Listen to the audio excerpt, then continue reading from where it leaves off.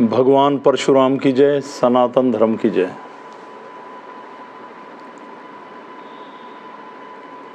जब से सृष्टि चली हुई है, सबसे बड़े अक्षत्रिय व सबसे बड़े ब्रह्मज्ञानी ब्राह्मण भगवान परशुराम की मैं बात कर रहा हूँ आज इस वीडियो में।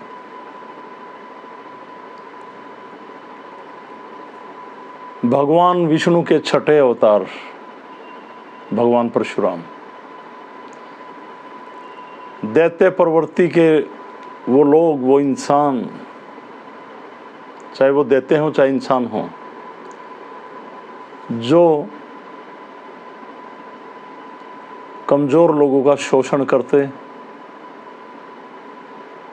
उन पे अत्याचार करते, उनको संहार करने के लिए परशुराम जी इस धरा पर अवतरित हुए हैं। वो कल भी थे, वो आज भी हैं, वो आगे भी रहेंगे। उनकी कृपा अपरंपार है। वैशाख मास की शुक्ल पक्ष की तृतीया को इसे अक्षय तृतीया का नाम दिया गया। अक्षय कभी ना खत्म हो, संपूर्ण। इस दिन दान दक्षिणा पुण्य करने का बहुत महत्व है।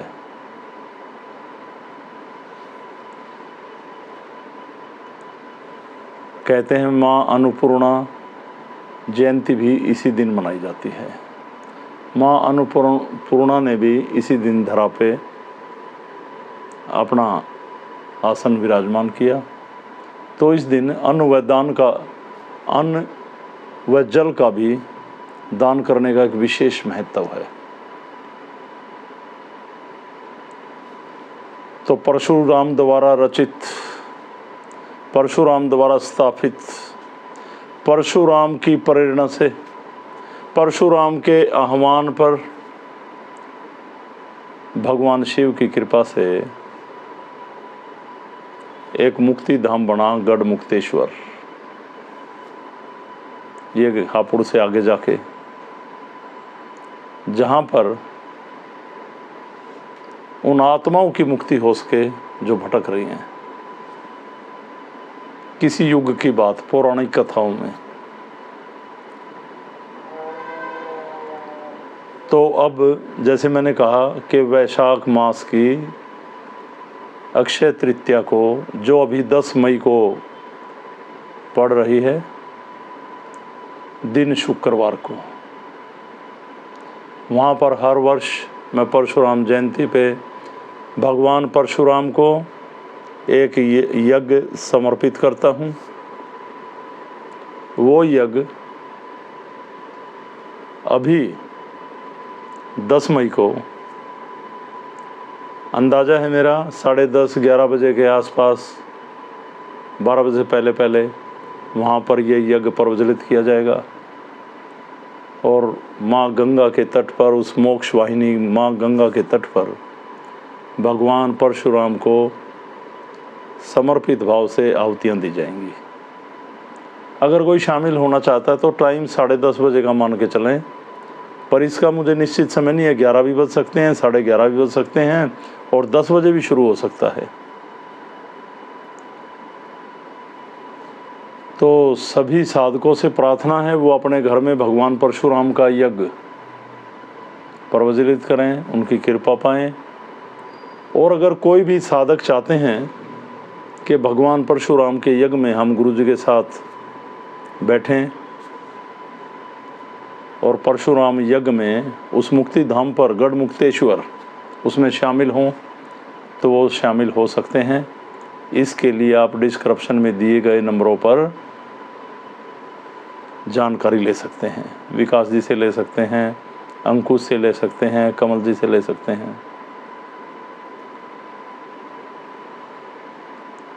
और मैं कहता हूँ कि परशुराम भगवान को आराधें, ध्यान लगाएं। ये ही सनातन है, सनातन की बहुत बड़ी धरोहर है ये। तो किसी को और कोई जानकारी लेनी है तो आप हमारे से बात कर सकते हैं।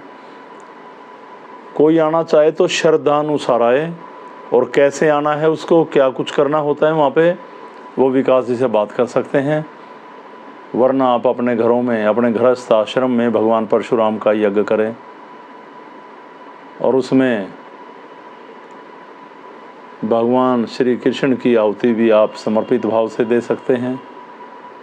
माँ गंगा की, गोरक्षनाथ जी की तो गोरक्षनाथ जी को तो अपनी सिद्धपीठ समर्पित है ही।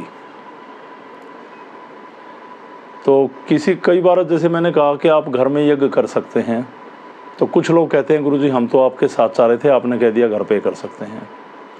तो कोई भी पहुंचना चाहे तो वहाँ पर पहुंच सकते हैं।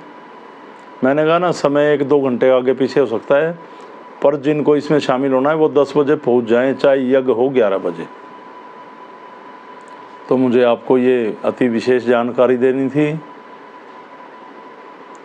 और भगवान परशुराम वो महान एक दिव्य शक्ति, एक देव शक्ति, एक परमात्मा, एक भगवान है, जिन्होंने भगवान श्री कृष्ण को सुदर्शन चक्र प्रदान किया था।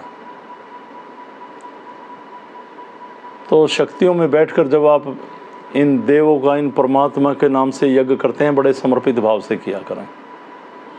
और सिद्धपीठ में जो हवन होते हैं, इतवार को दरबार लगता है, इसमें आया करें। जो मेरे नज़दीक लोग हैं वो बहुत कुछ लापरवाही करते हैं। हर इतवार को जो मेरे नज़दीक कम से कम 10-12 लोग रहते हैं हमेशा मेरे साथ, वो तो ज़रूर संडे को जो दरबार लगता है इसमें ज़रूर पधारा करें। तो मुझे एक ये अति विशेष जानकारी आप सभी को देनी थी। सभी को मेरी तरफ से ओम अलग प्रणाम, गोरक्षनाथ भगवान को प्रणाम, वंदन। और एक उस महान शक्ति को मैं बार बार प्रणाम करता हूँ। भगवान परशुराम आपको वंदन प्रणाम, और आप यज्ञ में प्रकट हों, आहुतियाँ ग्रहण करें और कृपा करें। सनातन धर्म की जय। प्रणाम सभी को, प्रणाम।